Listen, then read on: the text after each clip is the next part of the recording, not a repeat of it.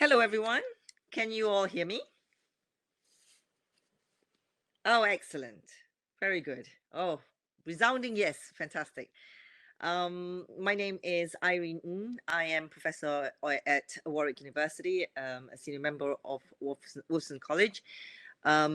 Also the CEO of Dataswift, which is a bit complex because a lot of what we've been building for the last 7 years has been across the time when I am still an academic, but now I've gone down to being 80% an academic, if you can ever be an academic, and 80% rolling out this piece of technology across the world.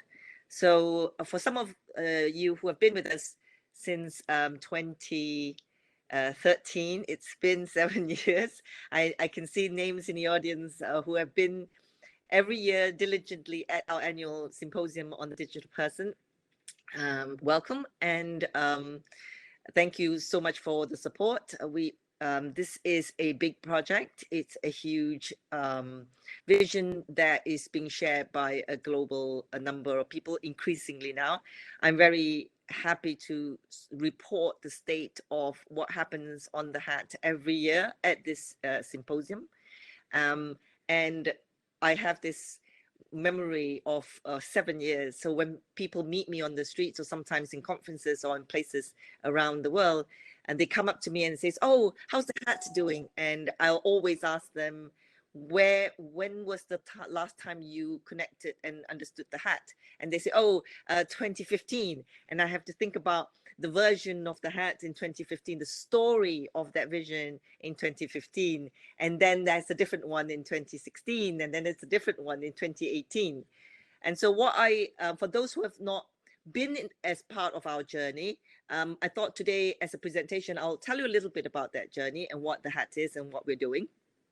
And so quite quickly, hopefully, the entire vision and the mission of what we hope to achieve as an ecosystem. So I'm going to start sharing my screen now, and hopefully you'll be able to see this.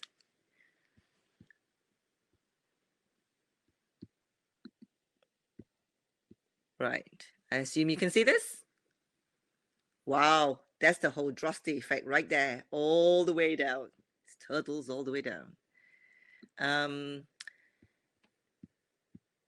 I am now not going to be able to look at the presentation, but I just want to see that you can see the first slide, and I can then go and start with all of that. Could you see my first slide here? Okay, excellent. I'm going to march on ahead then. Here we go. So the way we talk about the HAT is talk about what we call the data economy 1.0. Data economy 1.0 has been a fantastic success for a few. Is built on mainly centralized systems where we think of them as buildings. So if you went to shop in a mall, you'd go to the Amazon mall, you'll have your own room. If you go to Facebook to socialize, you will also have your own room. And every room holds the user's belongings, what we call personal data. These rooms belong to buildings, website with information to personalize your experience, to make you, just like the way you go to a spa or someplace to put your stuff and have lockers. And they also can personalize your entire building experience, which is your whole app or website experience while you are at the room. Now, the issue, of course, is some of these rooms are a bit creepy. You don't really get a lot of privacy, I'm afraid. They have really nice rooms. I'm sure the Google's room has a gold bidet, probably satin sheets and platter of cheese and wine and wonderful things laid out for you. They're really, really swanky rooms, but they are kind of creepy. in the sense that there's probably a camera. You know about it because we accept that, because you go into their building. It's someone else's building after all. You'd go in that building, you get the experience of that building, and you have your stuff in your room. You know, never mind the fact that you feel that there's a camera watching you pee. You kind of accept that that's the way it is. The problem, of course, there are other buildings, and these buildings are finding rooms harder and harder to manage because more and more regulation is coming in. And as you want to go into rooms as a website, as an application, you want to use some of the personal data to personalize the experience of a building. It gets harder because applications, regulation is saying you can't do this, you've got to get the person private, you've got to give them control. So rooms are getting harder and harder to manage for many buildings, not just you know, some really big companies that have been talking to us are talking about how to manage it. It becomes more and more constraining. And some companies will say, well, forget the rooms, we'll just shut it up and just not, you know, bother with it, and no one can go into it. The thing is, that just means your experience within buildings get more and more constrained. That it really does stymie growth and innovation. We want our personal data to be used correctly. We want it to be used with our permission. How do we get to do that if everyone is locking it up? So the tech giants have a solution to it. They say, well, don't manage your room. We'll manage it for you. And so you can log in with Facebook, log in with Amazon, log in with Google. And the cost is that, of course, most of the economy that would have been of buildings and communities and societies just ends up getting into a building. And the economy outside starts to shrink. I'm an economist. I'm a market design economist. The nature of my work is around looking at markets and how to design markets to be more efficient. So a lot of the economy outside shrinks, and there's not much of economy left outside, just what we call the gaffer economy, which is what's inside, which no one can see, and it's very much looked after by the companies. And they do look after it well, don't get me wrong. You know, they are in their best interest to make sure the data is secure and the data is well looked after. But it is the gaffer economy, and that's a bit of a dysfunction. And if you can see for some of the macroeconomists out there, you see that we can have full-time employment before COVID-19 and still have low inflation rates. Gives you some certain macroeconomic warning bells as to just how big the gaffer economy is when the GDP is no longer measuring what really is the economy in the world outside digital. So sometime in 2013, 7 professors from 6 universities came together and said, well, you know what? I know every building has a room, but can we just get someone their own house? What if we can re-emerge the economy? We're not saying that the rooms are bad. We just want to give a different alternative to where you can store your stuff. So if you thought about where your stuff is, your legal ownership control of data, if you move to your own place, maybe there would be an alternative to the rooms in buildings. So the HAT, which is your own house, called the HAT Microserver, the personal data server, was built. And so this little HAT Microserver is basically saying, Mr. Building, I go visit you and I buy insurance, I go to websites, you have my stuff in the room, but I could have stuff in my room too. So there are no 2 places you can put your stuff. You can put it in your room, you can put it in my room, and as long as I give you access to that room when I go to your building, that should be fine. This is not the whole house, it's not all rooms, it's just that room. So this was the notion of the HAT Microserver that came in through a grant project in 2013, and then moved on, accumulated amount of money that we received to build up the concept. And so the amount that you see at the bottom is the accumulated amounts that's been raised by the ecosystem during that year. By 2016, £3 million has been raised. Most of it green money, I call it, because it's UK government grants, as research grants. As we progress, I'll tell you the different accumulated sums of funds that come into the ecosystem. The reason why funding happens to be important is because if you're trying to redesign a market, you can't redesign a market with public funds. You have to redesign the market by making the market accept it. So somewhere down the line, the market has to fund it. That means you are actually solving a real problem in the market, and people are buying. And because of the fact that they buy, they introduce money into the system, and whatever solution that you're rolling out becomes more and more accepted. And of course, if the market is accepting it, the money that's going to come in before the market accepts it is usually investment. So grant money is green money, investment money is blue money, and yellow money is what the market is buying. And this in 2016, all £3 million were grant money, which was green money. And that was when the HAT Microserver was created. In 2017, a year later, we realized, okay, you've got a house, fantastic, you put your room in there. No one is going to come and visit. No one's going to get a house, not a soul. Why? Well, you know, you have nice swanky rooms in buildings. Why would you go and get a cabin in the woods? I mean, what, you're going to have to put up electricity yourself, and you've got to put up all the services. This is too hard. And so we've had to create what we call a data exchange platform. This data exchange platform was to say, all right, you've got rooms and it can go to buildings. And then we call them personal data accounts because of the fact that they are sort of account attached to a building. And you can control how much data to provide and when it can be revoked. And there's benefit from exchanging the data. So at enterprise, there's a benefit because you can create data products or you can have a great experience. But the problem with enterprises is you may put all your your users' personal data in a room. But if you don't know how to make it private, I'm not talking about security, you can secure it quite well. But if you can't keep it private, if Boris Johnson went into one of the rooms, how are you going to stop an internal staff member or perhaps an internal malicious actor to go peeking at a room?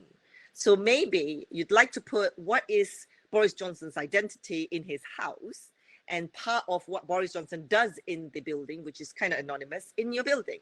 And so this started the relationship between HATs, the personal data servers, and enterprise becoming a personal data account to websites.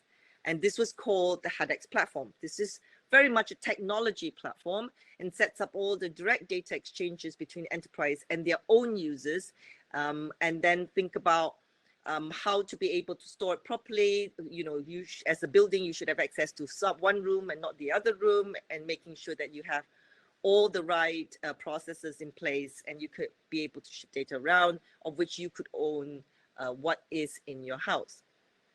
And so this is the HATX platform. It was created in 2017. At that point in time, I have to say we were complete lacking in imagination. We called it the HATDEX, and which is the HAT and the data exchange. And I think at that time, the company that was started was called HATX, and they raised some investment money around it. So you see a little bit of that color blue that came in. By then, funding came out to about 3.2 million to build this up. We're in 2018. And we realize after you build up the data exchange and you build up the HAT, many of my economist friends came up to me and said, Irene, you probably invented the worst thing possible. You basically made privacy for sale. You've basically allowed people to put their data into a house, into a room, but then, you know, they can just give it away for a pizza. And so we thought about it. And by then, 3 professors, myself, Professor Glenn Perry, Professor Roger Moll, have raised some 7.3 million pounds of grants to try to solve the problem of data exchange that's not just technological, but also legal. And so the HATX platform had to start to think about not just the transferring of data in and out, which was the technological aspect, but also to think about property rights. What is it that you're transferring in and out? So as a market design economist, the first thing you have to understand is that you don't really have rights if it's just data, because you can't own data. Data is just ones and zeros. But you can own database, you can own a server, which is what the HAT microserver is. It's your own house, it's real estate, right? But of course, in the technology world, it's not recognized as real estate. So you've got to actually put in all the different bits of the property rights, make sure you understand that what's in the house, in the rooms are untouchable, legally untouchable, and that whether if they agreed to a building to give stuff over to a building, to give data over, it had to be a legal contract. In a way, the emulation here is like a bank. Bank has your money, but every single time you go into a shop and you pay $10, that $10 is a legal contract. There is a consideration for goods purchased. In the same way, the HAT and the HATX platform had to evolve into something not just technological, but something legal. Only when the rights of property is bestowed upon people within their houses and the data will there be a transaction between buildings and houses, between people and websites, in which case then it is recognized as a market transaction. And when it's recognized as a market transaction, then you can design a market around it. You can't, as an economist, design a market when there is no transaction, and a transaction cannot be held if there is no legal property rights. So it's like saying, I want to give you air, or I want to give you water, but it can flow, free flow everywhere.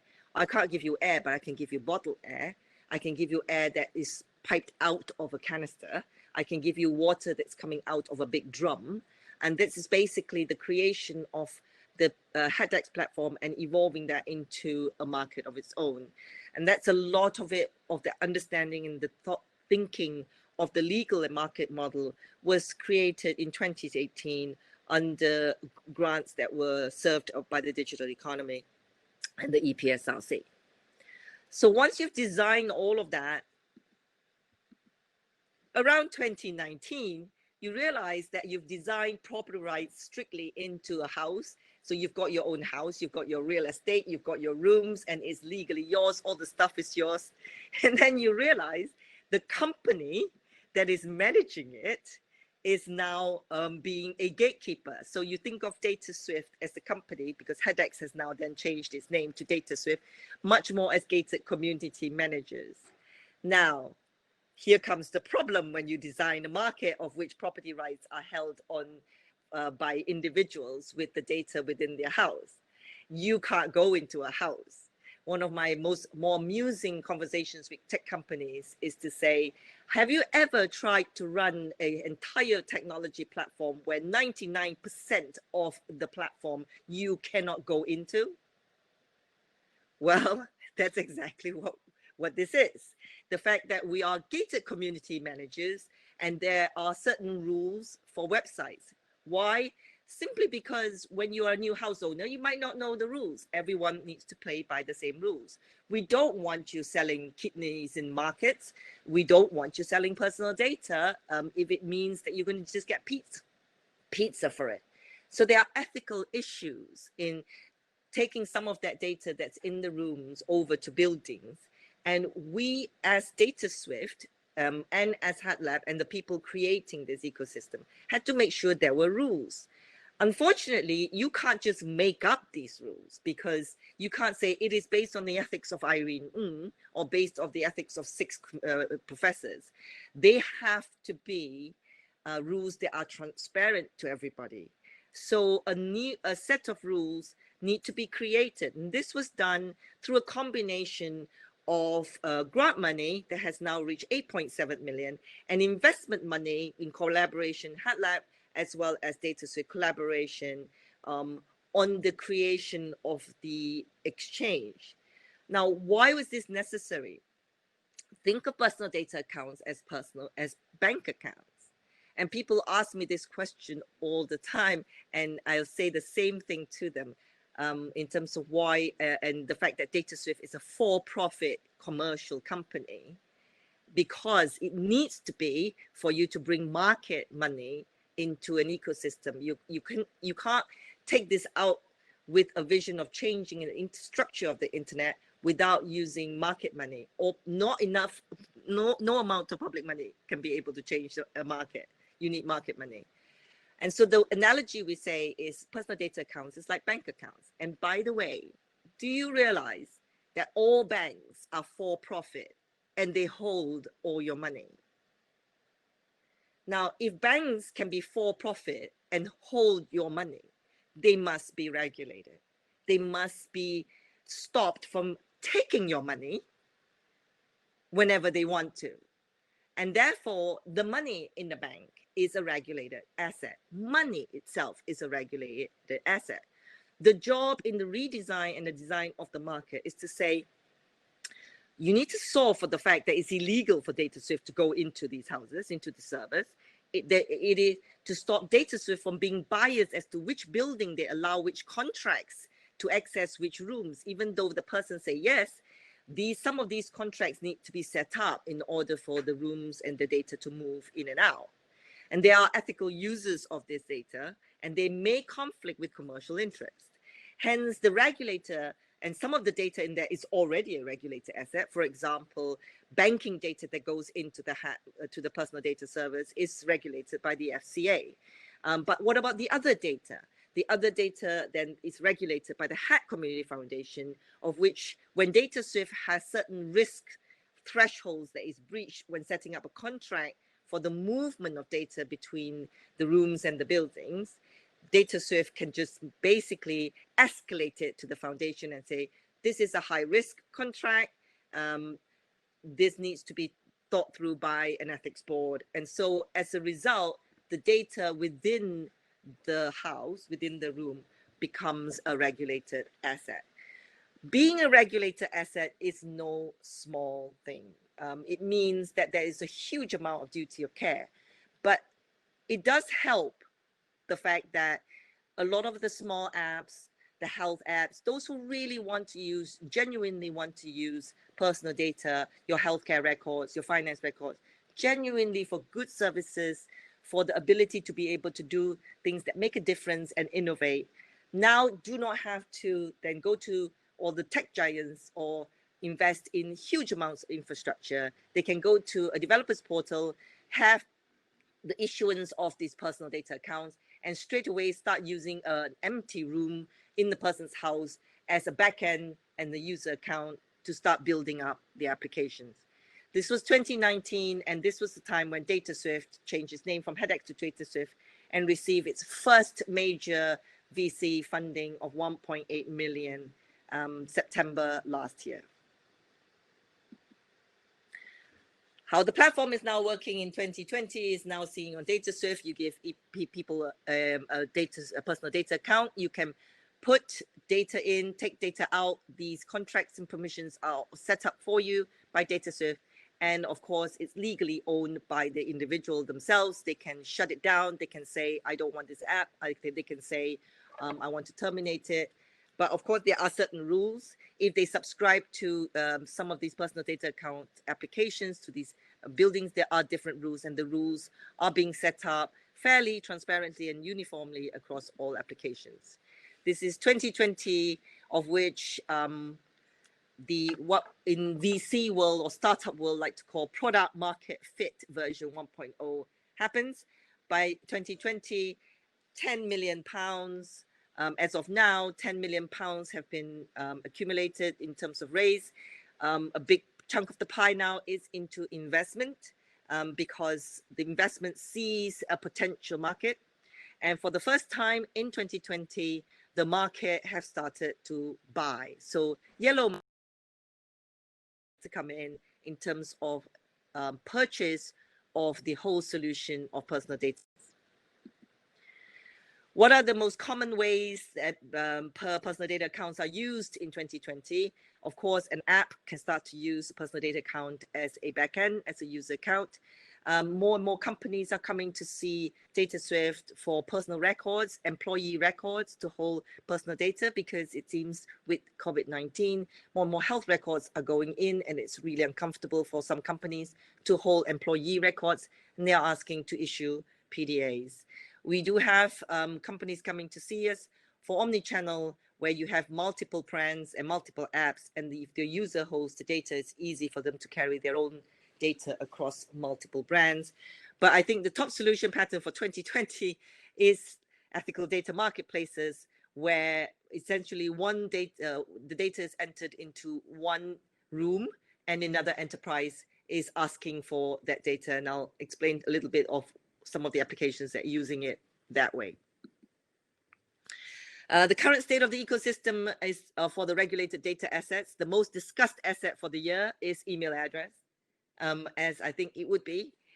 We do have, I think, the first app coming out that will be identity blind. It's the first time an app has said, we wish to authenticate our app against the PDA, against the server, and we do not wish to hold any email at all. And to be identity blind means they get to be on our platform, what we call a AAA rated app, which they do not hold any identifying information of a person when the person used the app. I believe that one is a COVID symptom tracking app, of which they do not know who the person is.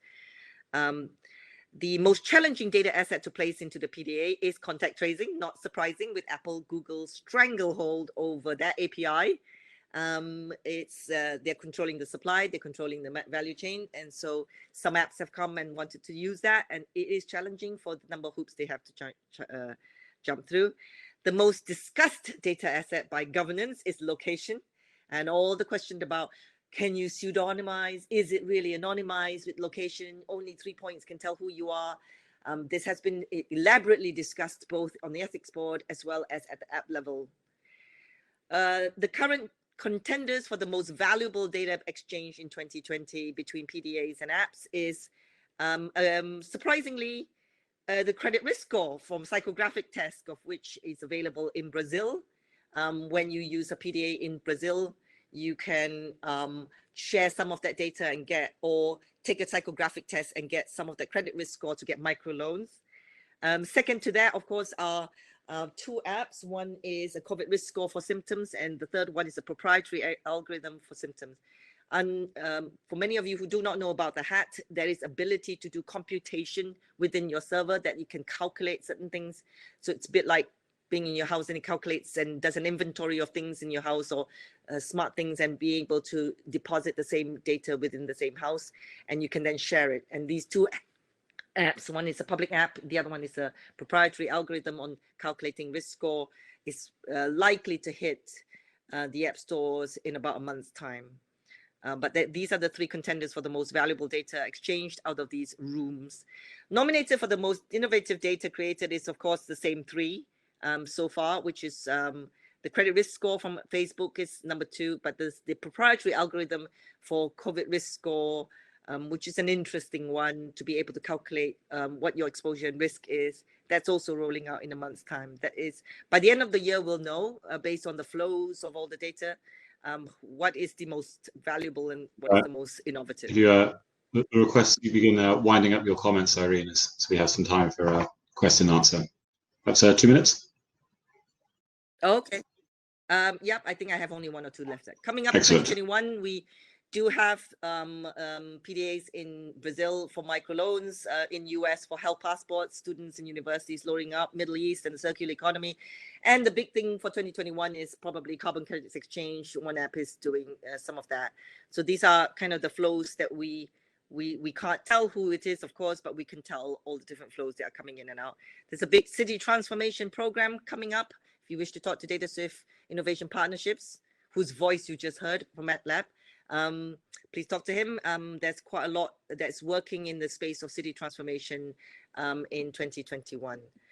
Leading the data economy 2.0, we call it, is the year of the issuer, because that's, as you can see, in 2020, we will start opening up the platform for issuers of personal data accounts, like the way you have banks give out personal bank accounts.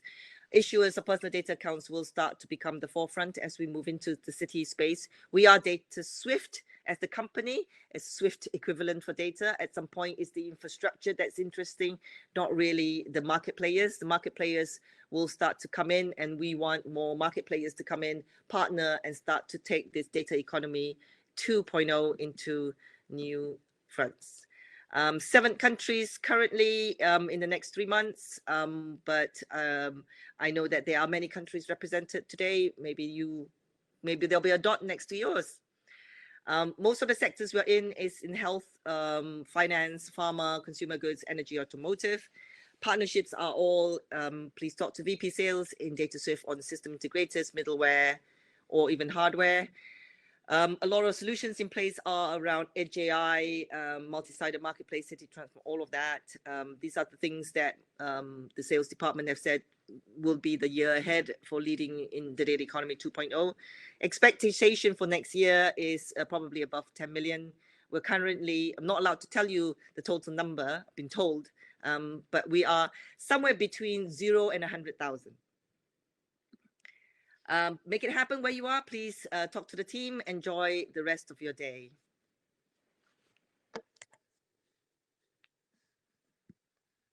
Excellent. Well, thank you very much for that, Irene. That was a really interesting talk as ever. Yeah, it was great to see that slide showing the global spread. Only the first step. Only the first step. It's a long journey. Yes. We did have one quite interesting question come through, which I thought perhaps you might like to discuss, which is what would be the differences or similarities between the Solid project and the HAT architecture? Oh, I think Solid has a very different mission. Solid, Tim wants to decentralize the web, you know, to make sure you can pull data from everywhere and, you know, basically link it and use it, which is, I mean, it's a very similar mission. The idea of a decentralized web is the idea that autonomy needs to be brought back to the individual. And I think that mission is very, very similar to ours in terms of bringing it back to individual. The Solid project, whom we are partners with on another project, actually, wants to decentralize the web. We are all about the storage. The fact that individuals get to store is one of the difference between the decentralized web and blockchain. You can blockchain between people and things, but the personal data server is your house. It really is about the house and the rooms. It's about storage. It's about owning your own storage, and whatever that you stored in your house, you can be able to open the door to that storage and take things out. It's an alternative place to put personal data. Decentralized web, the data is still very much at source, and you can, you know, pull and push, and it's all about access control. But when it comes to personal data servers, it is about storage, and it's about rooms. It's about there's new data. Here comes another hairdryer app or IoT app or any app. It's the fact that you have a place to store that's yours, and that's where, and that's fundamentally the legal rights of that storage that is legally yours to transact on, rather than legally belonging to NHS or belonging to someone else, and you just have access to it. That's a difference.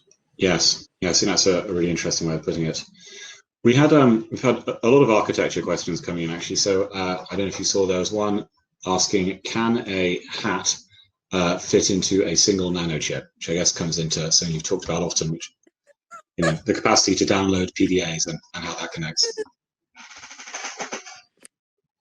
So it's actually quite funny because the mission of the HAT is the legal representation of every human person on the planet. And we mean that seriously, whether the legal human person is a child, in which case you've got different contractual requirements and all that, or it's a person who is illiterate because he can't type in passwords, you know.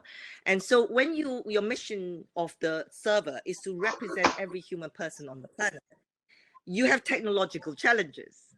You can, for example, say, well, you know, drivers in Saudi Arabia, for example, cannot enter passwords. How do you deal with that? Well, technologically, is there a technology that is passwordless? We'll be interested in that. You know, we'll definitely be interested. So when you say, can the HAT goes on a nano chip? My question is, why would you want that? And how would that represent a person and his capability not to be able to engage in the data economy 2.0? I think that's the way I would frame the question. If you say, oh, would it work passwordless? Why would that? Well, because there are people who are not literate and they do not enter password. Oh, will it fit onto a device? Yes, there are people who just are digitally not knowing what to do. Will it be able to put, all the question is about representation of the human person on the planet.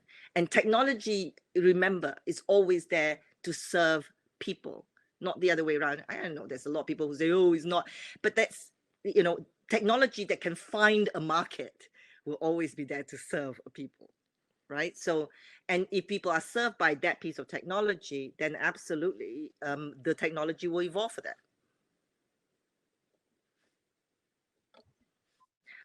I've missed all the questions, James, because I had my screen share. Sorry. I couldn't. So you're yes, absolutely. So we've had another architecture one. Is the Dataswift software open standard and or open source? So a good question. The house, which is the HAT Microserver, the blueprint of the house is open source. So if Dataswift, because Dataswift took the blueprints and built it into a gated community. So think about it as Dataswift took an open source blueprint and built it up in the cloud. Now, the blueprint is completely open. So Dataswift can't change anything about the house. So if you put secret rooms in there, you would know about it because it's an open source house. The blueprints are there, and Dataswift can't change that blueprint without it contributing back to open source. So that house is open source. But the way the house was built inside a open gated community is proprietarily Dataswift.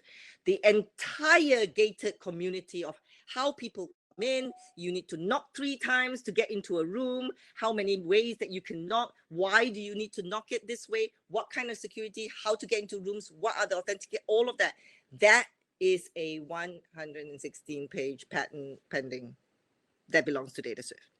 A really interesting question has come in and has had 4 separate upvotes. I think it is an interesting one. So, are the HAT microservers accessible by law enforcement agencies? And if so, how is it regulated in different countries?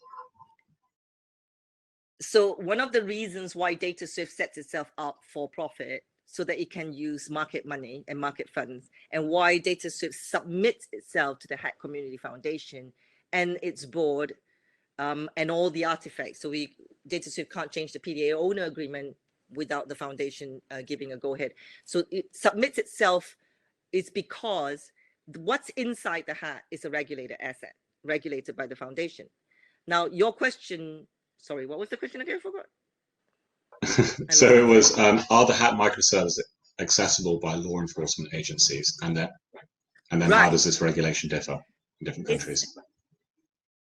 Is your house able to be, entered into by law enforcement? Absolutely.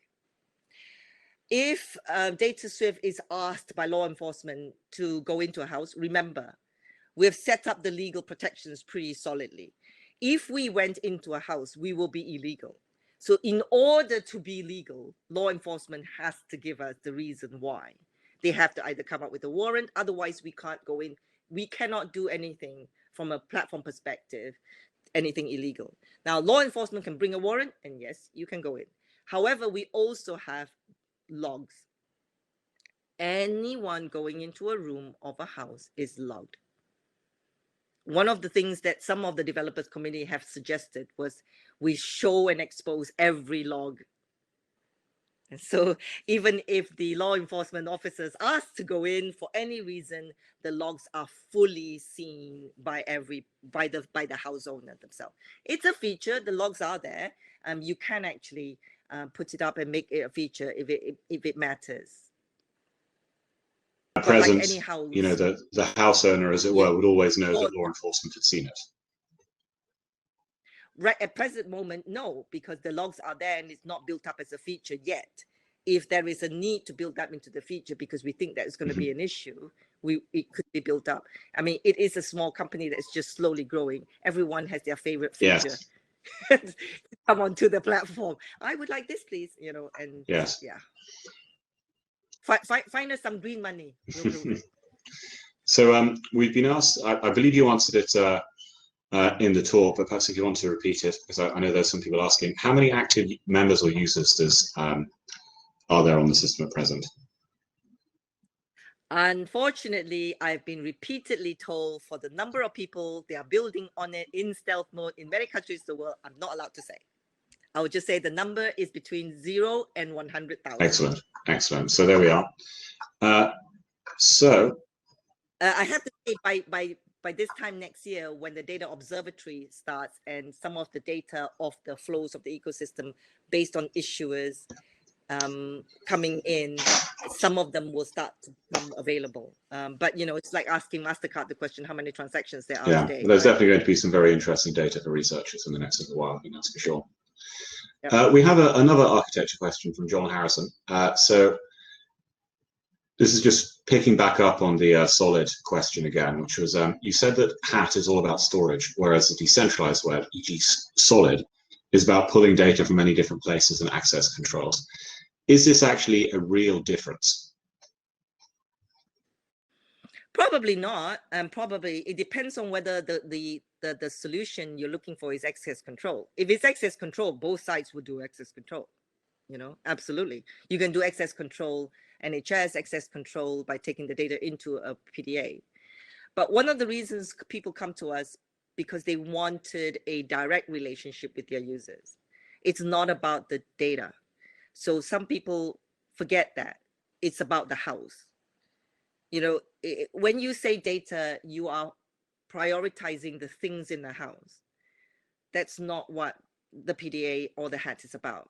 The HAT is about the house. The house gives you representation on the internet to contract for things that can be put into the house. Yeah, these things are probably the same things that you have in Solid to have access control. But HAT isn't about what's in the house. It is partly because if you can't contract directly as a person with an app or with a company, then it's a bit hard to pass things over. But the technology isn't that about data. The technology is about the house and the legal representation to enter into contracts for contents within the house as a person. Just to play with that imagery, it's the difference between, you know, you have loads of stuff, you have chair, microwave, bookshelf, or whatever. It's kind of, it could be disaggregated in lots of different locations. You can go sit on your chair there, you can use your microwave on walk 5 minutes away. But this is about a property developer having a house where it's all in one spot. Absolutely. I mean, it is a bit like you can focus on money, or you can focus on the fact you've got a bank account. So if you have a bank account, you can use it to validate yourself. Oh, I've got a bank account. I'm a real person. But the money in your bank account is kind of not that important. If it's the fact that you've got a bank account, that's important. You can validate yourself and say, I can engage in society. I have an identity. I've got all these things, and you can do that. But of course, the data inside is important. The other thing to remember is currently we have no houses on the internet. You have to depend on buildings and their rooms. So in the old days, someone reminded me, they said, you know, in the early days, the coal miners, before banks, the coal miners have all their wages held by the company. So all the wages of coal miners are held by companies. So every single time they needed to spend the money, they would ask the money to the company to give someone else's money. That's exactly the same situation with buildings and rooms right now, right? Imagine all your money is with Sainsbury, and when you go to Waitrose, Sainsbury, please pay Waitrose. And when you go to Morrison's, please get money from Tesco, because currently rooms and building is the only way. So the alternative place to store money, which is kind of what it is about, and the right to legally contract is a different solution space from Solid. Solid is about the data, about access control of the data. For us, it's about representation and the ability to contract. I think that was a really interesting answer. We're now actually over time, so I'll allow only one more question to be answered very briefly, Irene, which is, this is a great concept, but how do you make it simple to use for the end user? It looks very complex to get one's head around, which I know is something we talk about a lot. So. Yeah, no, absolutely. I mean, what they say, Steve Jobs says, it just makes toast, right? Actually, you know, a toaster is pretty complex. It's a lot going on in the toaster when you put that bread in. But all you want to know is just makes toast, right? And so while we can talk about the complexity, I'll talk about it because we're in a digital person, we're in an academic forum. Of course, we're going to talk about the complexity of toast making and toaster itself. But the actual use is just sign in, log in, password reset. That's it. So you go into an app, you sign in, you log in, and you get a PDA, and then after that you start using the app. You won't feel like any other registration for an app. You get an email to say you've got a PDA. Now you can use this PDA across a few other apps, but that's about it. So in a nutshell, you will have contracts that the way you pay on credit cards, you would pay or give data on as a personal data account. It really shouldn't be hard to use. And you're absolutely right. If it's hard to use, it's not going to get anywhere. The market won't buy it. We'll be turning your data into toasters is the takeaway there. Yep. Excellent. That's right. Thank you very much, all. Irene, thank you very much for that talk. That was really interesting. We're now going to have a quick break until we begin the next talk at 11:30, which will be Professor John Crowcroft of Cambridge talking about digital identity through the COVID-19 backdoor. Look forward to being back in the room then. See you in a few minutes.